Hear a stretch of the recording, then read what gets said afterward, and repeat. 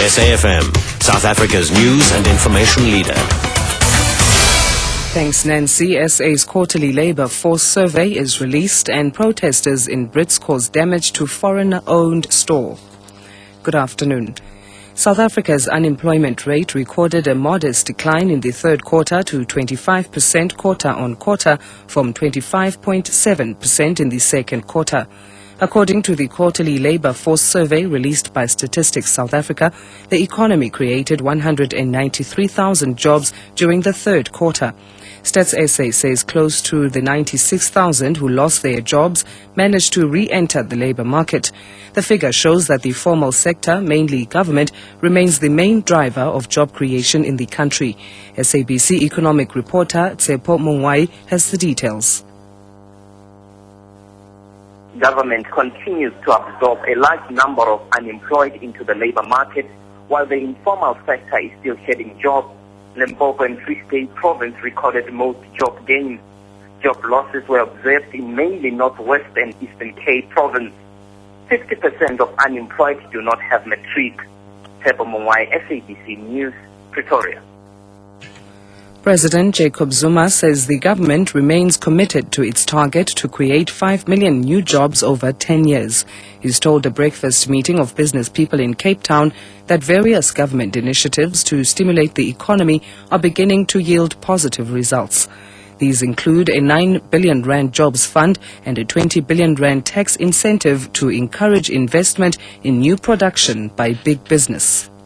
The probability of another global downturn does not bode well for us and our commitment to grow the economy and create jobs and job opportunities.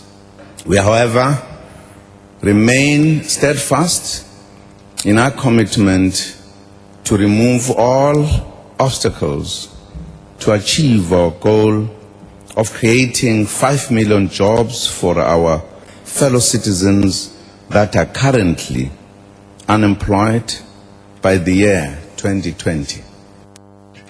The Gauteng Education MEC, Barbara Creasy, says an investigation into all 200 subsidized independent schools has found that 2/3 of them don't comply with financial management. She was giving an update on the performance of independent schools in the province following the arrest of a pastor on bribery and misappropriation charges. This relates to the misappropriation of government subsidy funds for the Ekukhanye schools in Ramaphosa and Denver in Johannesburg. SABC reporter Tsepo Pachane has more. Pastor Mabaso was arrested on the 5th of October by the Hawks. On the 10th of October, the Gauteng Education Department launched a review of all 200 subsidized independent schools to see if they comply with financial management and whether their accounts were in order. Chris says the review found that over 80% complied with infrastructure standards, but 2/3 of these schools don't comply with financial management and their accounts were not in order. She says the Ramaphosa school has since been closed and learners put into public schools. As for the Denver one, Chris says learners will be allowed to complete writing their year-end exams before they'll be transferred to public schools. She says the department has withdrew the registration of the two schools and their subsidy allocation terminated. Sapopakane, SABC News, Gauteng Legislature. The legal counsel for the former National Police Commissioner, Jackie Silebi, says the state did not prove beyond reasonable doubt that 30,000 rand was paid to Silebi on September the 28th in 2008. Silebi has been granted leave to appeal on the limited grounds of corrupt payments. The trial court in Gauteng found that Silebi had received money from the state witness Glenn Agliotti in return for favors related to intelligence information. Silebi's legal counsel has asked the court to discard the convicted drug smuggler Agliotti's testimonies about the payments he says he made to Silebi.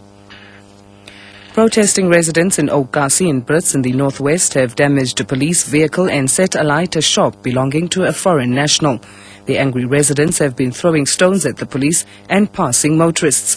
They want feedback following a memorandum of grievances they delivered to the council 3 weeks ago. The residents are demanding proper roads, electricity, RDP houses and water, among others. Police spokesperson Afio Bothman.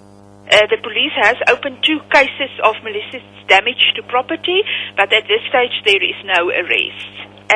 One of them is a police nala that was damaged. Something about the shop that was set alight, but that we cannot confirm at this stage. A lawyer representing an American soldier accused of deliberately killing unarmed civilians in Afghanistan has admitted that the soldier cut the fingers of corpses to keep his war trophies. Staff Sergeant Kelvin Gibbs has denied leading a group of soldiers who murdered Afghan villagers for sport. The BBC's Alistair Leithhead has more. 5 soldiers have been charged with taking part in a kill team which carried out war crimes in Afghanistan by deliberately targeting and killing unarmed civilians.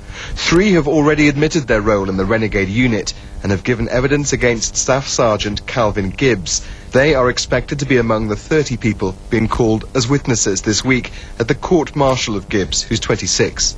They said he conspired to set up scenarios which would explain the murder of civilians, things such as throwing grenades to make it appear that they were under attack.